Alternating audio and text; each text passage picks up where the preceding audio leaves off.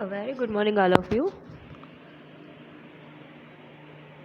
I'm Deepika Vaishnav, and I'm going to make you teach SST. And we have started the chapter 6 of the history, that is the weavers, iron smelters, and factory owners. In the last video, I told you about the Indian textiles and the European textiles also. Now we have to see who were the weavers. We have to see the meaning of weavers. Weavers often belonged to the communities that are specialized in weaving. ये लोग वो थे, ऐसी communities जो weaving काम करती है या वीविंग का करने का काम करती है. Their skills were passed on from one generation to the next. The ताती वीवर्स ऑफ बंगाल, ये हम बात कर रहे हैं जगह जगह अलग अलग प्लेसेस पे, जो डिफरेंट प्लेसेस हैं वहाँ पे इंडिविजुअली पर्टिकुलर जो वीविंग होती है वहाँ के स्पेशलिस्ट जो कम्युनिटीज़ हैं उनके बारे में. दी ताती weaver of Bengal, the Julahas और Momin weavers of the north India की बात कर रहे हैं, मतलब राजस्थान की बात कर रहे हैं. सेल एंड कई कोलकर and Devangs of South India are some of the communities famous for weaving. These are the communities which are famous for the weaving, and their work is also the weaving and occupation too. So see, this is a picture of the Tati weaver of Bengal painted by the Belgian painter Solvens in the 1790s की ये picture है. आप देख सकते हो यहाँ पे ये क्या करते थे. देखो उस टाइम में इतनी टेक्सटाइल्स वगैरह होती नहीं थी, मीन्स मशीन्स इंडस्ट्रीज़ नहीं हुआ करती थी. तो ये देखो ये ऐसे क्या करते थे, काम करते थे वीविंग करने का, मतलब कपड़े को बुनने का, है ना, बनाने का काम चल रहा है यहाँ पे.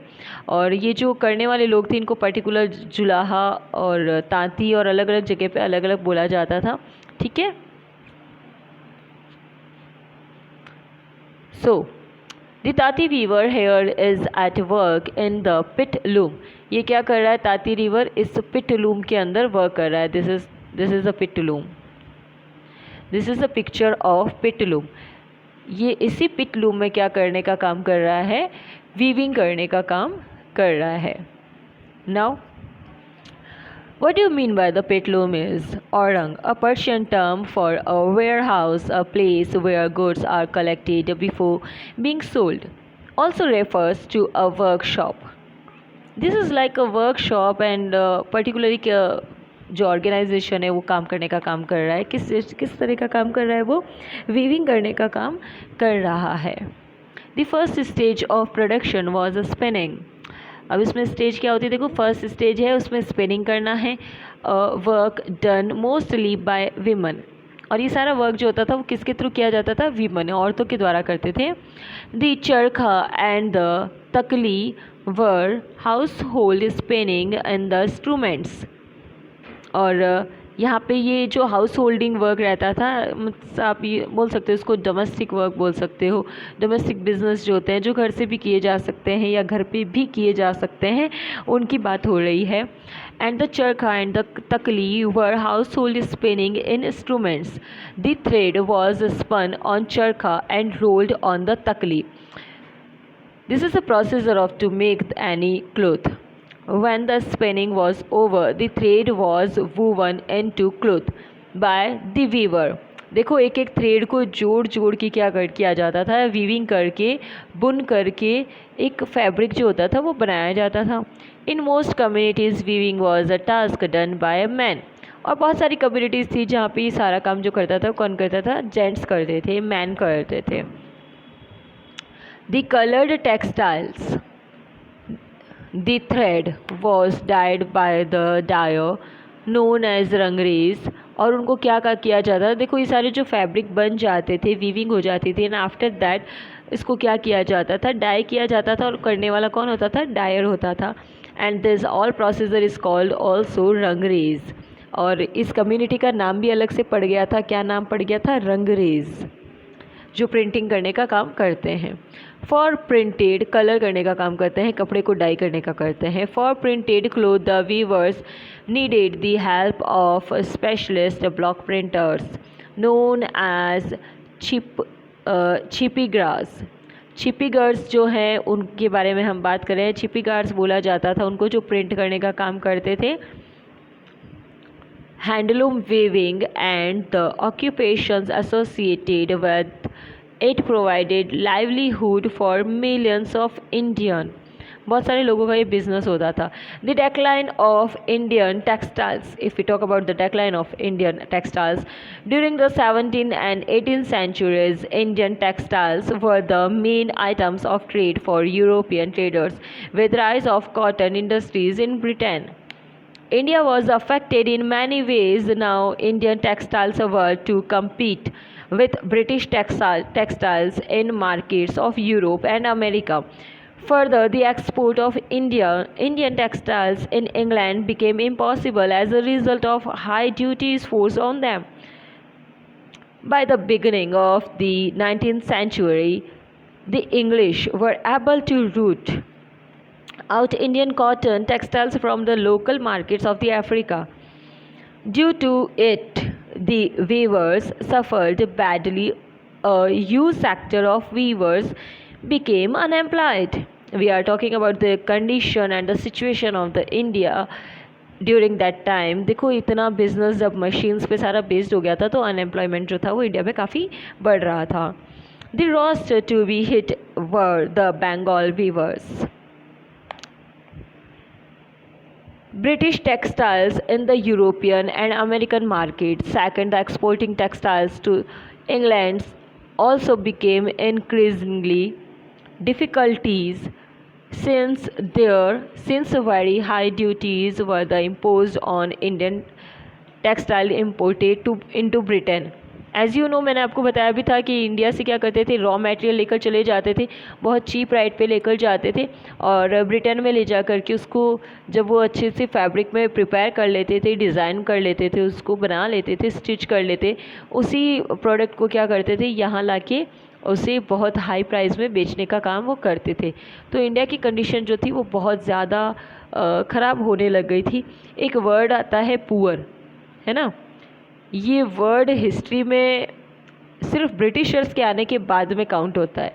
ब्रिटिशर्स से पहले कभी ये वर्ड आपको कहीं नहीं मिलेगा इन इंडियन हिस्ट्री कि कोई पर्सन पुअर था, नहीं था। इट मे बी पॉसिबल कि उसकी कंडीशन सिचुएशन जो है फिनेंशियली वो थोड़ा वीक हो सकती है, but it's not a mean कि हम उसे पूरा पुअर ही बोल दें या बिल्कुल लोअर मिडिल क्लास हम उसे काउंट करें, is not possible.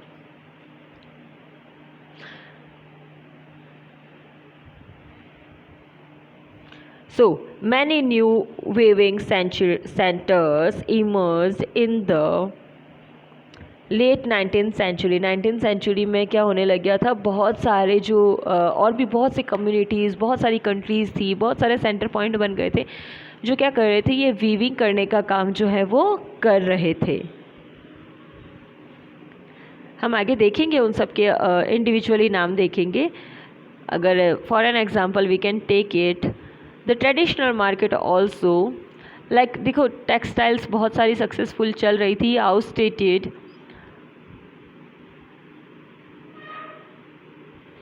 Indian goods from their traditional markets in Africa, America and Europe.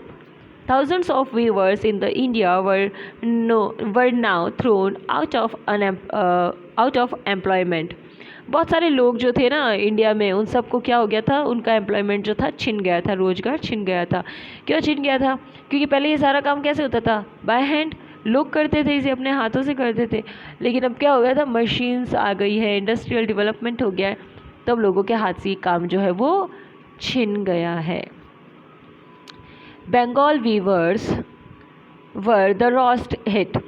English and European companies stopped buying Indian goods, and their agents no longer gave out advances to weavers to secure supplies.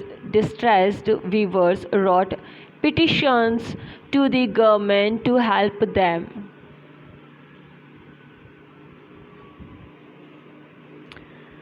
Now, if we talk about the conditions of that petition or employees, मतलब इन सब के बारे में अगर हम बात करेंगे situation के बारे में तो बहुत ज़्यादा ख़राब हो रही थी।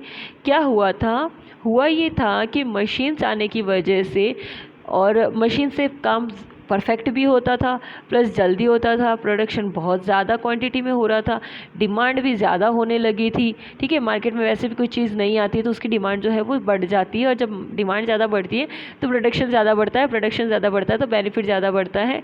तो इसमें यही था कि मशीनों का काम, जो लोग 10 लोगों का काम था वो एक अकेले मशीन कर रही है, और वो भी परफेक्शन के साथ में कर रही है।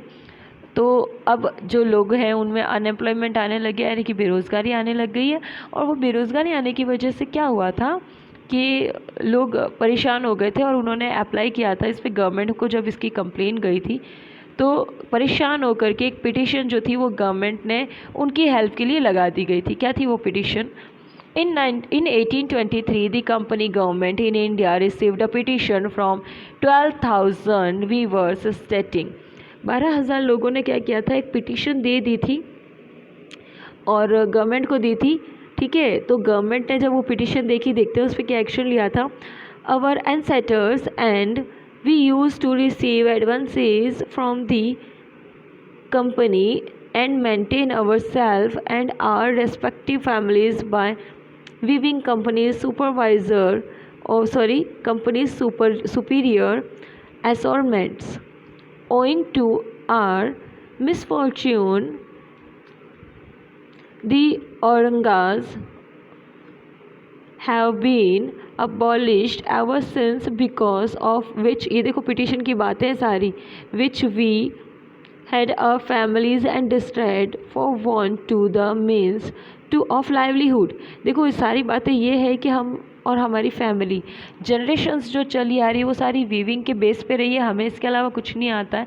तो अपनी लाइफ को जीने के लिए, सरवाइव करने के लिए हम क्या कर सकते हैं, हम जो है अपनी लाइफ को जीने के लिए हमें क्या क्या कोशिशें जो है वो, और हम हमारे एम्प्लॉयमेंट का और कोई सोर्स है नहीं तो हम क्या करेंगे। ठीक है, and we are weavers and do not know any another business, हम और कोई बिजनेस जानते भी नहीं है। We must starve for food, अब हमें क्या करना पड़ेगा, भूख के लिए भूखे ही मरना पड़ेगा। If the board of trade do not cast a look of kindness towards us and give order for clothes, अब अगर हमें सरकार ने, ये भूखे क्यों मरेंगे, क्यों भूखा मरना पड़ेगा उन्हें, क्योंकि सरकार अब अगर उन्हें काम ही नहीं देगी, यही होगा ना, मशीन्स आ गई, अब गवर्नमेंट उन्हें काम क्यों देगी, कोई भी कंपनी उन्हें क्यों अपॉइंट करेगी, तो उन्हें क्या करना पड़ेगा, भूखे ही रहना पड़ेगा। Proceedings of the board trade 3 फरवरी 1824, और इस पर प्रोसेसिंग होने लग गया था 1824 की बात है। देखो अभी तक इंडिया में इंडिपेंडेंसी आई नहीं है ना, 19th सेंचुरी आए ना, और 1947 तब मानना कि इंडिया में इंडिपेंडेंसी हो रही है।